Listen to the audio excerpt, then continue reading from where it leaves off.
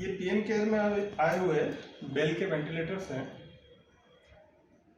इन ventilators को use कैसे करना उसका बेसिक एक लेसन मैं आप लोगों को यहाँ दे रहा हूँ, क्योंकि उसके प्रॉपर यूज़ नहीं होने की वजह से भी ये ठीक से परफॉर्म नहीं कर पा रहे हैं। ये देखा गया है अभी यहाँ पर जो जितने भी वेंटिलेटर्स मैंने ठीक किए हैं उनमें ये एक सबसे बड़ा रीज़न था। इसलिए मुझे लगा कि ये एक वीडियो बना के आप लोगों तक शेयर करना चाहिए।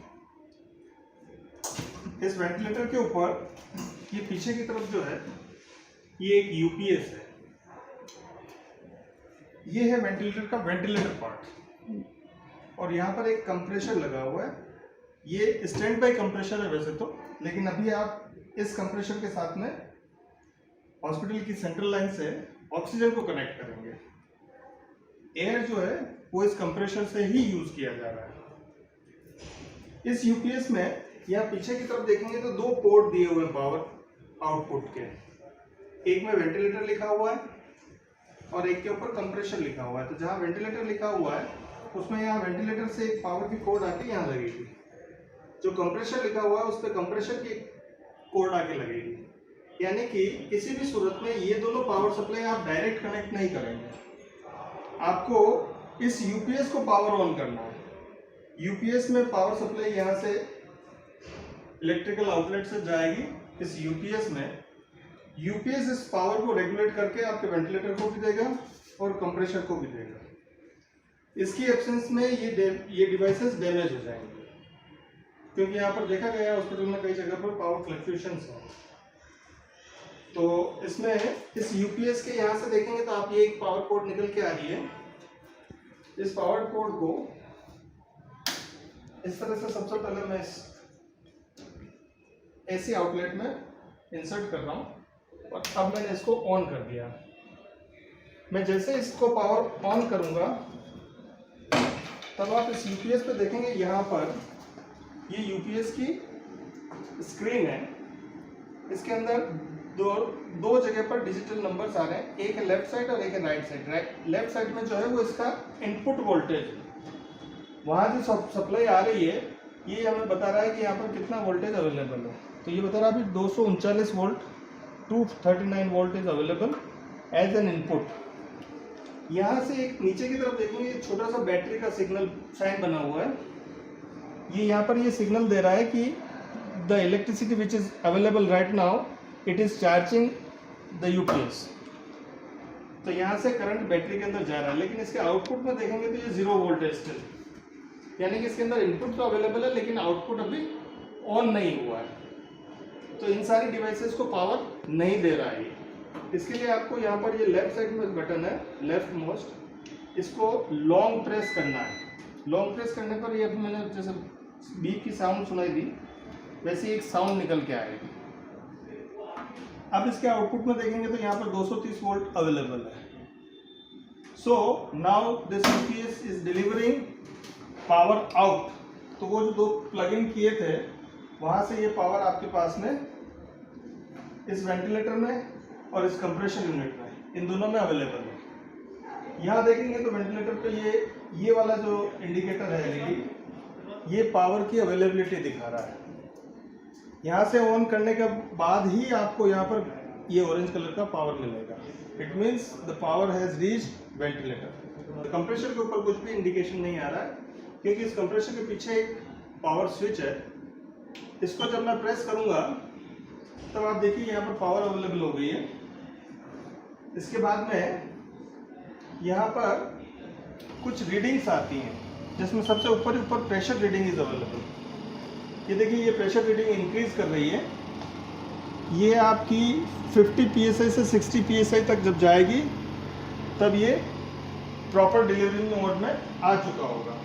जब ये यहाँ पर 50 से 60 psi के बीच में पहुँच जाए तब आप इसकी ऑक्सीजन प्रोब निकालिएगा।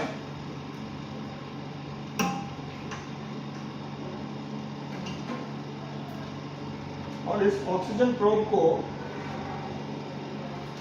आपको हॉस्पिटल की सेंट्रल लाइन के ऑक्सीजन पोर्ट में, या अगर आपके पास में सिलेंडर अवेलेबल है, गैस सिलेंडर से अगर आप ऑक्सीजन ले रहे हैं तो उस सिलेंडर पे कनेक्ट करना है। देखिएगा यहाँ पर ये पोर्ट मैच होना जरूरी है, ऐसा नहीं हो कि कोई सा भी पोर्ट किसी में भी चला जाए, ऐसा नहीं होता है। यहाँ पर पोर्ट मैचिंग आप देख लीजिएगा, हेक्सागोनल पोर्ट है और ये मेरे पास में हेक्सागोनल कनेक्टर है। जब हम इसको अच्छे से प्रेस करेंगे तब ये ऑक्सीजन डिलीवरी स्टार्ट हो गई है यहाँ पर। अब मैं आपको इस वेंटिलेटर के दूसरे फीचर्स बताता हूँ या दूसरी एक्सेसरीज जो इसके ऊपर माउंट करनी होती है, वेंटिलेटर फंक्शनिंग में कैसे आएगा। ये तो अपन ने तैयार किया है कि वेंटिलेटर को वेल इक्विप्ड कर दिया, पावर और ऑक्सीजन से कनेक्शन अच्छे से हो गया है। अब मैं आपको दिखाता हूँ, यहाँ पर देखिए, यहाँ पर एक फ्रॉम पेशेंट लिखा हुआ मार्क है।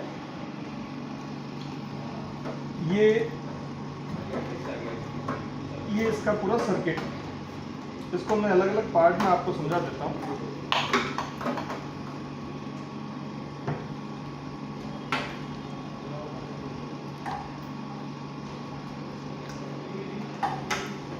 ये वाला जो पार्ट है ये कहलाता है बैक्टीरिया फिल्टर। इसको इसलिए यूज़ किया जाता है कि जिस किसी भी पेशेंट के साथ में इस मशीन को कनेक्ट किया जाएगा तो उस पेशेंट के थ्रू कोई भी बैक्टीरिया इस मशीन के अंदर नहीं जाए। तो इस पार्ट को फ्रॉम पेशेंट वाले इस कनेक्टर के ऊपर इसको कनेक्ट कर दिया जाता है और इसको लगाने के लिए ये इसका ड्रेन का जो ये बना हुआ है कैप, इस कैप को रखेंगे अपन वेंटिलेटर की तरफ इस तरह से और इसको यहाँ माउंट कर देंगे। फिर ये टू पेशेंट वाला जो कनेक्टर है इसके ऊपर हम इसको कहते हैं पेशेंट सर्किट। इस पेशेंट सर्किट का एक लिंक इसके ऊपर कनेक्ट कर लिया जाएगा, ठीक है। फिर मैं आपको बताता हूँ, ये कहलाता है HME फिल्टर। ये बेसिकली ह्यूमिडिटी और सलाइवा, पेशेंट के मुंह में से निकलने वाली किसी भी इस तरह की चीज़ों को ये ब्लॉक कर लेता है, ये यहीं पर रोक लेगा। तो पेशेंट के चाहे तो बाइपेप मास्क लगा हुआ हो या ET में हो, एंडोट्रेकियल ट्यूब लगी हुई हो, उसको आप सबसे पहले इससे कनेक्ट करेंगे ताकि मुंह में से सलाइवा वगैरह जो कुछ भी है वो यहीं पर ट्रैप हो जाए और ये मशीन को ब्लॉक नहीं कर पाए, उसके फंक्शन को डिस्टर्ब नहीं कर पाए। फिर उसके बाद में आता है ये एक फ्लो सेंसर होता है। इस फ्लो सेंसर में 2 कलर की ट्यूब निकली हुई है, देखिए, एक है ब्लू और एक है ट्रांसपेरेंट या वाइट। तो ये जो ब्लू ट्यूब जो है, इसको ये ब्लू कलर स्पेसिफिकली दिया हुआ है मशीन में, इसको पेशेंट सर्किट की तरफ रखना है हमको, ये इस कारण से दिया हुआ है।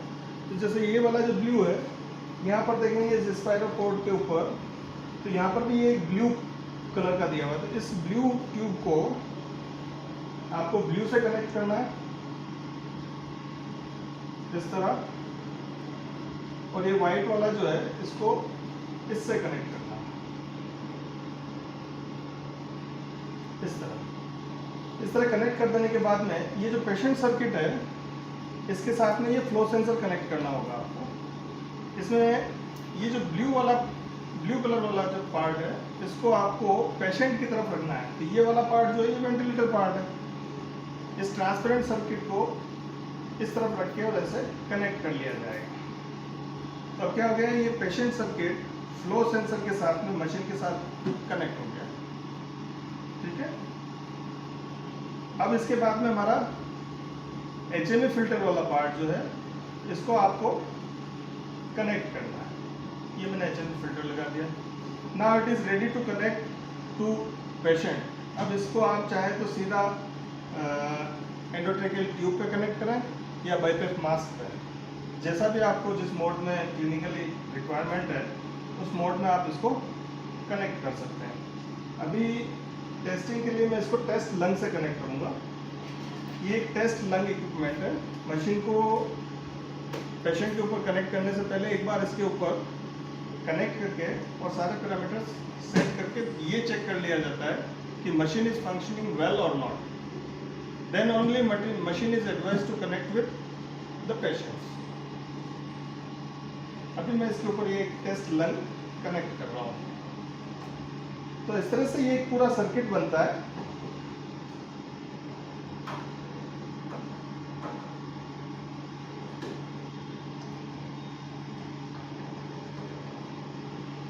इसको मैं एक बार फिर से दिखा देता हूँ, आप ध्यान से देख लीजिएगा ये सर्किट।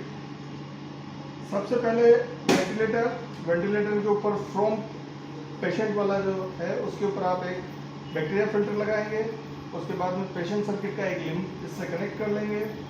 उसके बाद में टू पेशेंट वाले में सेकेंड लिंक, इसी पेशेंट सर्किट का सेकेंड लिंक इसके ऊपर कनेक्ट करेंगे। और ये वाला जो पार्ट है यहाँ पर इस पेशेंट सर्किट से हम फ्लो सेंसर को कनेक्ट करेंगे। फ्लो सेंसर के बाद में एक HME फिल्टर जो पेशेंट के सलाइवा, ह्यूमिडिटी, इन सारी चीज़ों को ब्लॉक करता है, ये मोस्ट एसेंशियल पार्ट है। इसके बिना इस फ्लो सेंसर के थ्रू होकर वो सारी अनवांटेड या डिस्टर्बिंग एलिमेंट्स इसके अंदर पहुंच जाएंगे मशीन के अंदर, और ventilator will start malfunctioning. So we have to take care कि इस तरह की गलती हमसे ना हो। इसके साथ में मैंने अभी एक टेस्ट लैंप लगाया है। अब मैं इस मशीन को ऑन करके और आपको दिखा रहा हूँ। जब मशीन ऑन होगी तब ये एक सेल्फ टेस्ट करेगी और कैलिब्रेशन करेगी। If there is anything found problematic, इसके मशीन के नॉर्मल फंक्शन में अगर कुछ एरर रहेगी तो ये यहीं पर आपको इंडिकेट कर देगा और machine will not proceed further. अब यहाँ हम लोगों को पेशेंट का वेट और वो चीज़ें कॉन्फ़िगर करके और डिफ़ॉल्ट पैरामीटर्स पे जाया जा सकता है।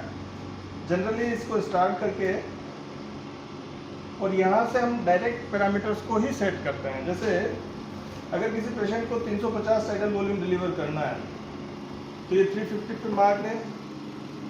अभी ये वॉल्यूम कंट्रोल मोड में मशीन काम कर रही है, यानी कि पेशेंट को हम कंट्रोल्ड वॉल्यूम डिलीवर करेंगे।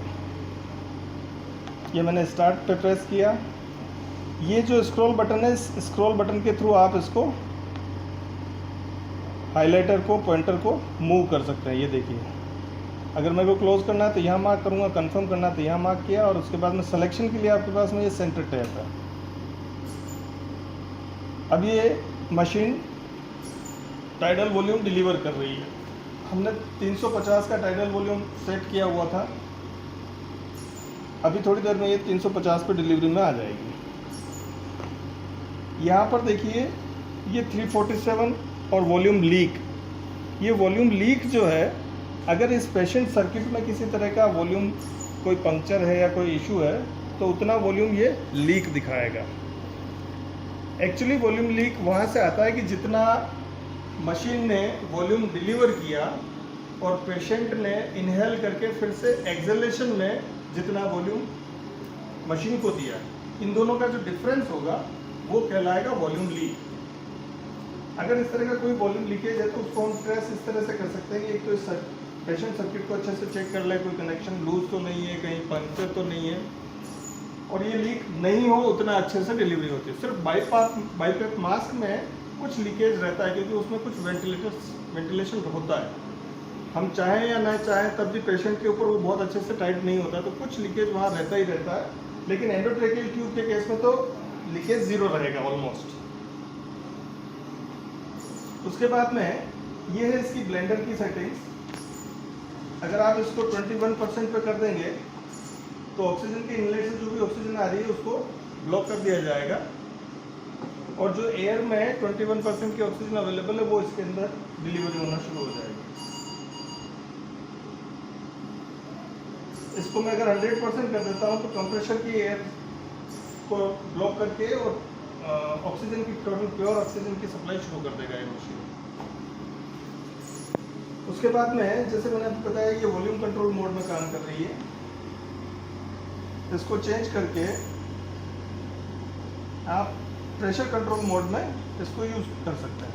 जैसे मैंने प्रेशर कंट्रोल मोड में इसको ट्रांसफ़र कर दिया, जहाँ पर मुझे पेशेंट के लंग को स्पेसिफिक प्रेशर से डिलीवर करना है,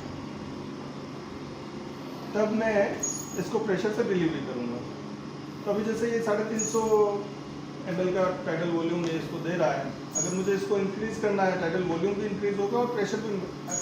अल्टीमेटली कहने का मतलब ये है कि अगर मैं थोड़ा सा प्रेशर हाई करूँगा तो depending upon the lung compliance उस पेशेंट का वॉल्यूम वो अपने आप डिलीवर कर देगा। और हमें इन दोनों पैरामीटर्स को ध्यान रखना है। इसके साथ ही इसमें कुछ यहाँ पर ये इंडिकेटर्स दे रहा है डिजिटल वैल्यूज, ये हमको दिखाता रहेगा कि पेशेंट के लंग में सब कुछ हम लिमिट के अंदर ही डिलीवर कर रहे हैं। इन लिमिट्स को आप यहाँ से चेंज भी कर सकते हैं। जैसे मैंने अब इसकी सेटिंग में पी हाई कर दिया इसका 20 सेंटीमीटर ओवर मर्करी। अब मैं क्या करता हूँ, देखिए जैसे मैंने इसको 20 किया तो ये अभी इसी लंग के अंदर 522 ml का डिलीवरी शुरू कर दिया है। वॉल्यूम इतना ही डिलीवर कर रहा है, राइट। और पीक इंस्पिरेटरी प्रेशर अभी 23 है। जब ये लिमिट, ये जो मैंने लिमिट सेट कर रखी है, इसको मैं यहाँ से सेट कर सकता हूँ। जैसे ये भी मैंने 40 कर रखा है, मैं इसको बढ़ा सकता हूँ, घटा सकता हूँ, वट एवर आई नीड। अभी मैंने 40 कर रखी है। अगर ये पीक इंस्पिरेटरी प्रेशर इस लिमिट को क्रॉस करेगा तो टाइडल वॉल्यूम डिलीवरी होना रुक जाएगा। जितना भी वॉल्यूम डिलीवर हुआ उसको वही कट ऑफ कर देगा। ये पीक इंस्पिरेटरी प्रेशर है, इससे ज़्यादा ये इसको डिलीवर नहीं करेगा। और बाकी सर जैसा आपको क्लिनिकल रिक्वायरमेंट हो उस मोड में आप इसको यूज़ कर सकते हैं। मोटा मोटी यही सारे ऑपरेशंस हैं इसके अंदर, और क्लिनिकली आप इसको अच्छे से यूज़ करें। Thank you.